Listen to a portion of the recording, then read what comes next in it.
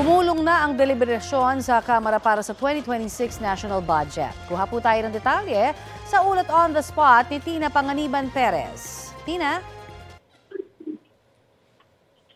Formal nang binuksan ang deliberasyon ng House Committee on Appropriations sa panukalang 6.793 trillion 2026 budget.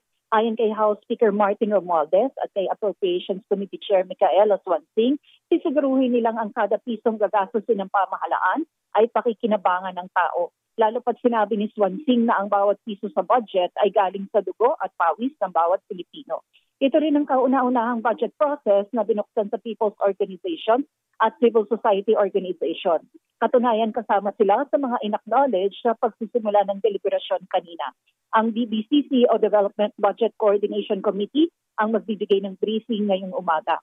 Ang bumubuo sa DBCC ay ang Department of Budget and Management, Department of Economy, Planning and Development, Department of Finance at Bangko Sentral ng Pilipinas.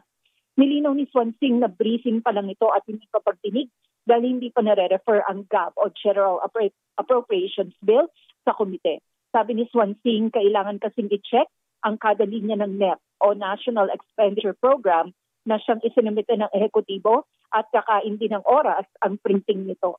Sabi pa ni Swansing, inaasahang maihahain ng GAB sa loob ng isang linggo.